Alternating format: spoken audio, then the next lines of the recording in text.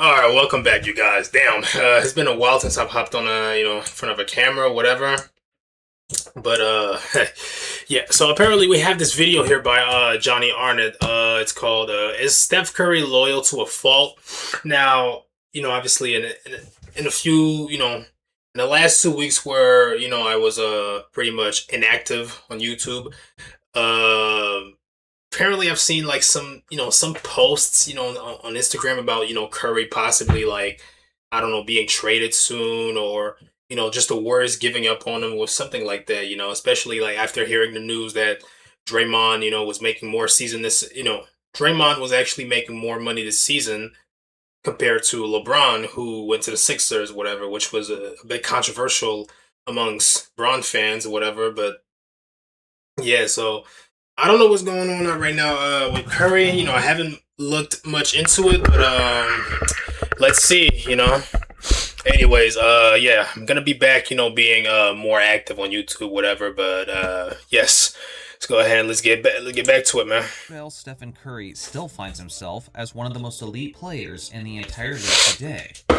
Last time we saw him playing basketball, he was averaging near 27 points per game while hitting nearly 40% of his three-point shots while shooting over 11 three-point attempts per game. Damn. Needless to say, that kind of skill set is priceless in the modern NBA.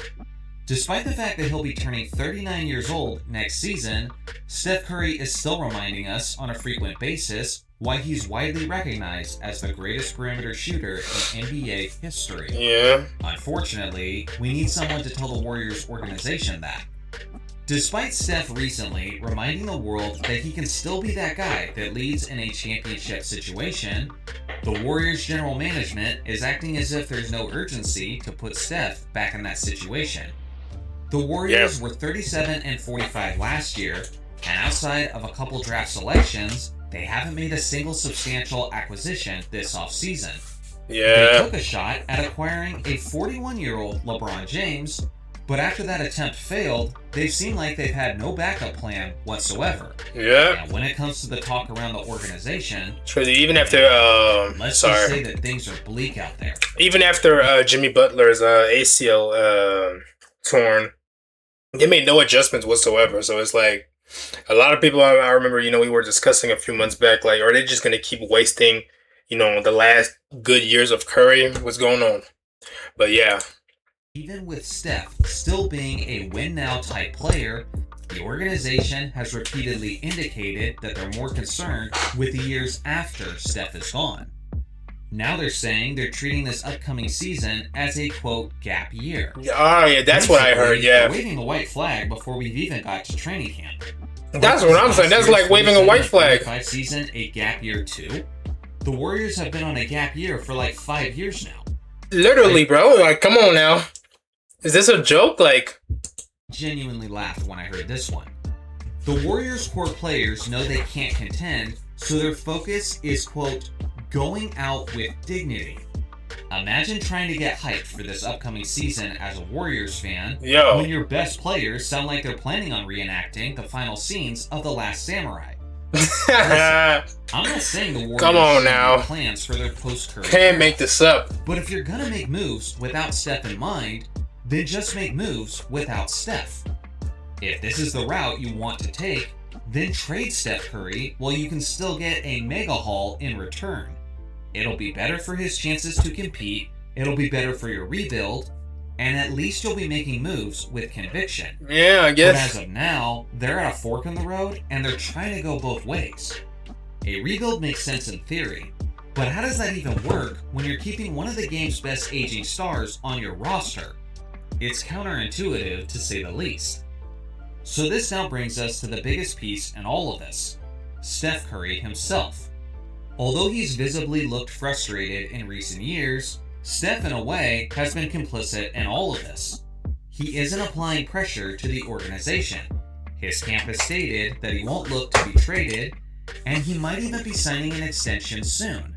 Damn. Steph Curry is quite possibly the greatest player in the history of the league under 6'4". So I hate to see his final elite years wasted away on a team that isn't I hate to see that, man. Isn't even trying to contend. Maybe I'm a little bit biased because I remember the everyday pain of watching Kobe Bryant in his final 3 seasons on a joke of a Lakers team. Yeah. The farewell game where he scored 60 was obviously amazing, but that overshadowed just how ugly everything else was for 3 years straight. If Steph asked With Wesley Johnson in to them. be traded to a contender, I honestly can't see Golden State not honoring that request, especially since they're already halfway into their rebuild mode anyway. But here's the uncomfortable truth about the situation. Maybe what seems to be the right move in the moment isn't necessarily the right move 20 years from now when we're evaluating legacies. While LeBron James is currently ring chasing, joining yet another contending team, and releasing a statement claiming he wants just one more shot at winning a title, his longtime rival, Steph Curry, is taking the complete opposite approach and staying committed to the one team he's always been with, regardless of the fact that they're not in a position to compete for a championship. Damn. In the eyes of young fans today, the right move for Steph may be to push for a trade and allow himself to contend in his twilight phase. But will we still have that viewpoint many years from now? Think about guys like Dirk Nowitzki and Kobe Bryant. Are they not celebrated to a greater extent today because they spent their entire careers with just one franchise? Of course they are. Yes, sir. But the one thing they often don't mention about those legends is how ugly their final years were, how much their team sucked, and how unserious their organizations were about putting a contending team around them. Yeah, you don't talk about that. Chapter. But again, that's not the part we remember. We just remember the glory days and celebrate the fact that they never left. Maybe Steph knows this, and maybe this is a factor. And maybe this is exactly how he wants to be remembered, and who knows, you know? And like realistically, man, Curry is like, you know, who knows? He may be comfortable with his, you know, with his legacy now. You know, he may be comfortable with his 4 rings. You know, because I mean, sorry, but his legacy is set. Really, like, you know, he's arguably a top 10 player ever. Whatever. Maybe he's okay with that. Maybe he doesn't feel the need to compete again. You know, like maybe he doesn't feel pressured. You know, to just win more or whatever. Maybe he's okay with that, and then, you know, he's okay with just going with the flow, and then if everything falls, it falls, and if it holds still, then it holds still, whatever. But who knows? That's the case, then can you really blame him? Selfishly, I want to see Steph Curry traded and competing for titles on his way out of the league. That would certainly be the more entertaining outcome. But maybe this is about something bigger. Something more important than my short-sighted desire for the more entertaining outcome.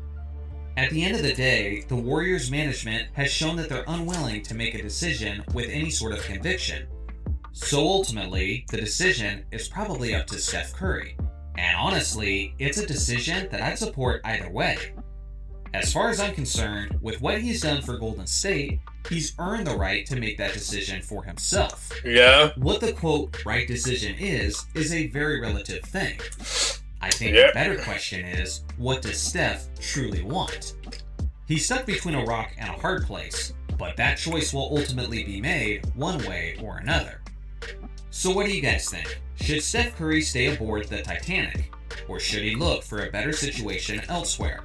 I look forward to hearing your thoughts in the comments. I mean, for real, it's all about whatever Curry wants, you know what I'm saying? If he wants to be remembered and celebrated the way guys like Dirk, Kobe, Duncan were, then hey, go ahead and, suit yourself, and then, stay with the Warriors. Who cares? Like, Curry, you have a good enough legacy, so whatever. People are like, that's the thing. Those like, even if Curry stays with the Warriors now, those last years that he's having right now, when discussing his legacy 10 to 20 years from now, people are not going to talk about that for sure.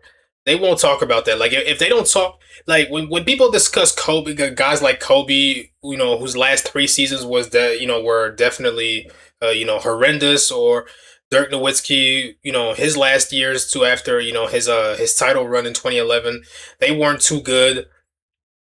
Like, when people discuss those guys' legacies, if they don't talk about their last years, like, what makes you think they're going to talk about Curry's, whatever?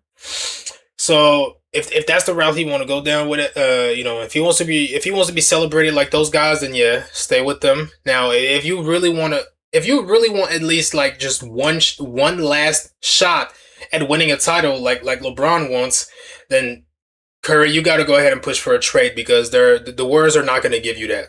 Sorry, but they're not. But yeah, anyway, that's going to be it for this one. I'll see you guys in the next one. You let me know down there in the comments what you think about this, and I'm actually glad to be back and consistent with you guys. Let's go.